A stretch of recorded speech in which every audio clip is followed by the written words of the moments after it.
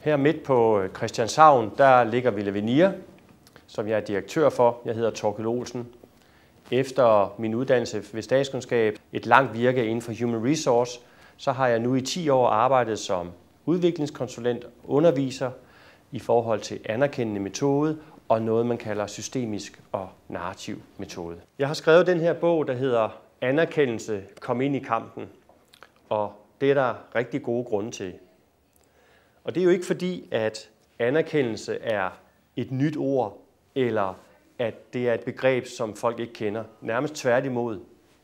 Det er jo netop en metode, som i forhold til ledelse, organisation og organisationsudvikling har spredt sig hen over de sidste 10 år. Der har været masser af undervisning, kurser og seminarer, og specielt personalekonsulenter og HR-konsulenter har båret det her budskab ind i kommuner, ministerier, styrelser og private virksomheder om at holde øje med det, der virker, arbejde mere positivt, mere ressourceorienteret, ikke så meget find 5 fejl, chefen eller mangelsprog, men netop at holde øje med ressourcerne og det, der virker.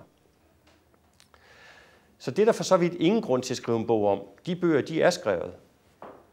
Når jeg skriver en bog nu med et udråbstegn på forsiden, så er det fordi, at bøtten har vendt her de sidste år eller 2.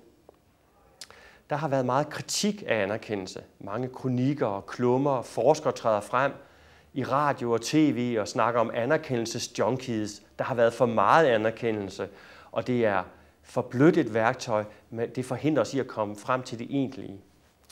Så vi bliver nødt til at genintroducere begrebet og professionalisere det, og det er det, jeg har taget fat i her i bogen. Jeg gør det ved at beskrive, hvordan det kan gøres.